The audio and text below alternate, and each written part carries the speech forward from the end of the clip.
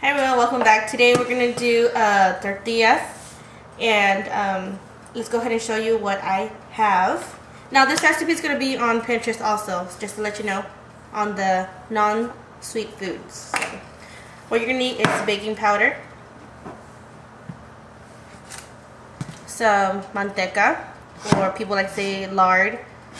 This is the all vegetable kind, shortening. Doesn't matter what kind of brand you want to use. The butter one has good flavor. You're gonna need some salt and some, let me show you my hand because I can't bring the whole bucket. Some flour, not this much of course, but all-purpose flour. And you're gonna need a large bowl, a rolling pin, and your tablespoons, teaspoons, you're gonna need them out. A spatula for the Crisco shortening, and some measuring cups, and some hot water. It could be warm water, it could be hot water. It's up to you, whatever your hand can handle. I like it kind of really hot. And you're gonna need a skillet, which I have it heating up over there, under like a medium low for right now.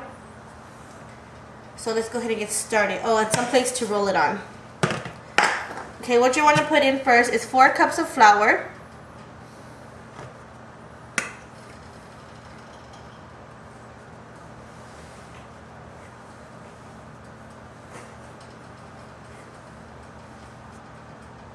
Once you have the 4 cups of flour, we could go ahead and put the baking powder. We're going to go ahead and put a teaspoon of baking powder in your flour mixture. I have my teaspoon right there.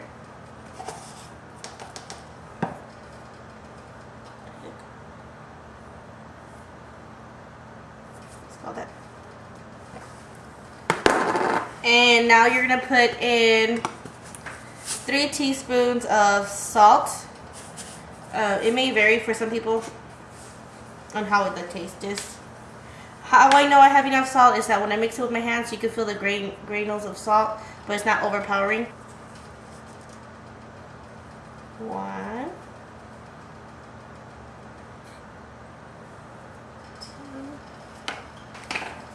2. Okay, now that you have all the dry ingredients, you're gonna want to mix it. I like to mix it with the a whisk. You can use your hands, but this part I like to mix it with the whisk. So if you have a whisk, go ahead and use that.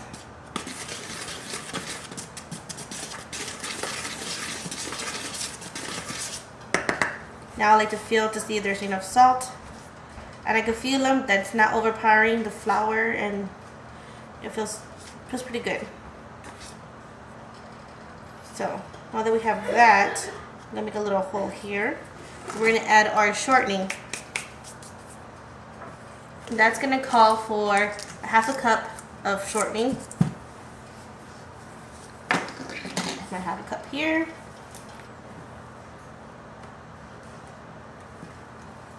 Just go ahead and pour that in there.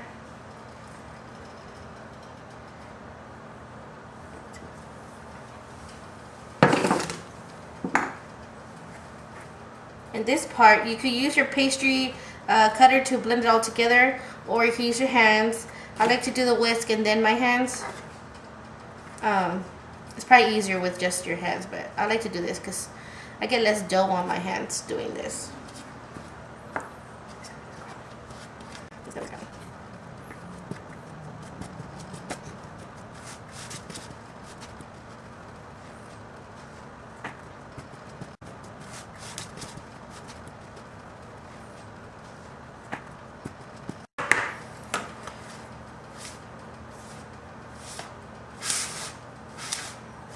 I like to use my hands at this point when I'm almost done blending the shortening with the flour,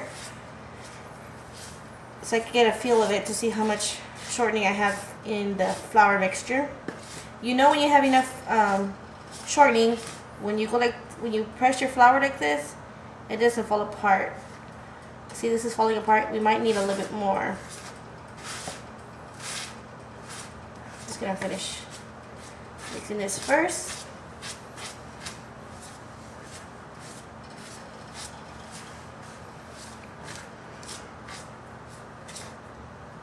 See how it crumbles like that? I'm holding it tight, but it still crumbles. We still need about, I'm going to put a tablespoon more. It should be enough.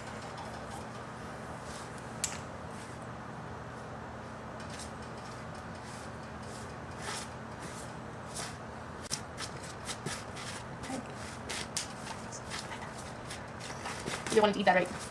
That's what we do. Okay, let's see if it's ready. Still holds, falls apart, but it holds better than the last one. Try one more time. See, it didn't instantly crack. That's pretty good. Now that you got this part done, make a hole in here. Okay, now we're gonna add the hot water. The recipe calls for half a cup of, for a cup of hot water, but usually I just eyeball it to see, and you know the feel of it, of how this is gonna go. I'm gonna show you more or less. I'll just put a little at a time.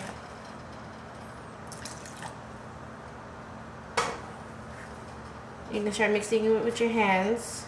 It's gonna get kind of messy, but it's gonna be all worth it.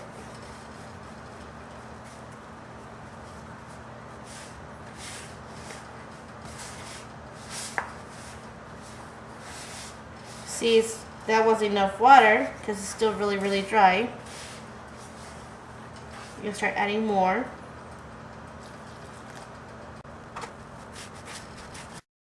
Feel it.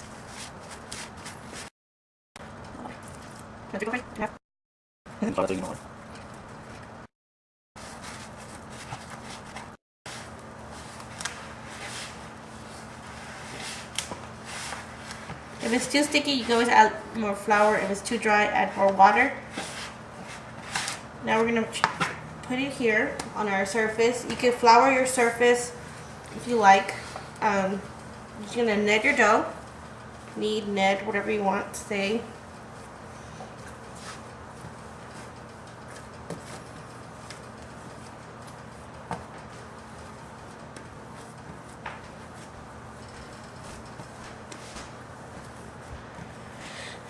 You're going to put your dough back in the bowl once you've done. Before we roll them into balls, we're going to let it sit there for like 5 minutes, like 4 to 5 minutes, under a cloth that has hot water on it, a warm cloth right on top of it. Let it sit there for about 5 minutes and we'll be right back. We're going to need a place to put your tortillas. I have a tortilla warmer out of styrofoam. I find the styrofoam work a whole lot better than the plastic ones because the styrofoam holds the heat and it doesn't get your tortillas wet. With the plastic one, it starts condensating, all that stuff, and all the water starts evaporating. Not evaporating.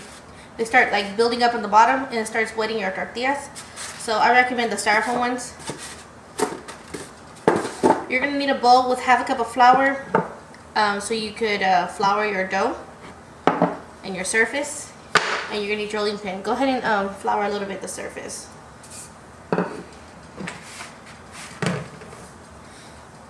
We have our dough here and it's really, really soft. What I like to do is make these into balls ahead of time. So I'm gonna go ahead and make these into balls. They're about 1.5 inches thick maybe. I mean, it's up to you how thick you want your tortillas. I like mine pretty big and thick, so depending how much the balls are, how big they are, that's how much how big the tortillas are going to be. We don't want them too big though. I'm going to go ahead and roll these out and we'll come back. Okay, now that we have our balls done, I'm just covering the ones that I'm not going to use. I took 3 out, cover the rest with the warm towel here. And what I'm going to do is roll these pretty good and then flatten them with my hand. And you want a perfect circle. People do it many ways. This is the way I do it. It's the only way I know how to do it. So that's the way I'm going to do it. You make them round. But if you have a dent somewhere, like a really bad dent, or it's crease, it's going to make your tortillas crooked. So the better the roundness is, that's better for when you roll them out. You want to dip them in flour. Shake it off start rolling. It takes some practice to roll tortillas, to actually get them, you know, straight. I just roll them back and forth a couple times. Once I notice that it starts sticking to the rolling pin, then I know it's time to flip it. And this side has a lot of flour still, so it won't stick to your rolling pin.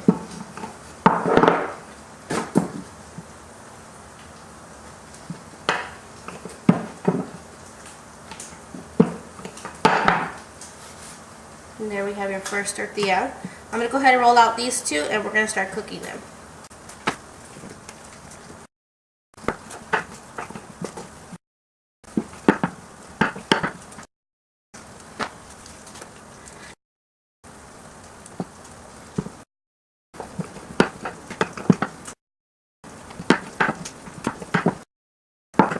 Okay, we're going to go ahead and start cooking these, and let's go to the fire. So I'm using this cast iron skillet on an electric stove. This heats up pretty good. I put it on like medium-low. I've been preheating it while I was doing my dough mix. So it's already hot. I think it might be a little too hot. If it's too hot, you'll notice the dark marks on it really fast. You're going to need a spatula in case if it's too hot for your hands. Put this down on your heat. You'll start seeing little bubbles forming, which is it's perfectly fine when it does that. It's just letting steam in them. And you can always pick it up a little bit. You can see how much is burning or not. It still needs more, of course. It's okay. Then you keep forming.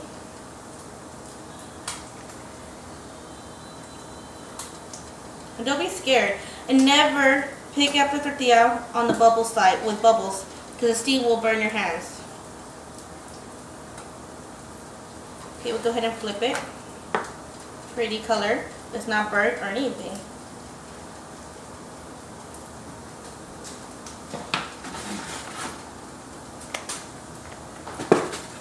It's okay.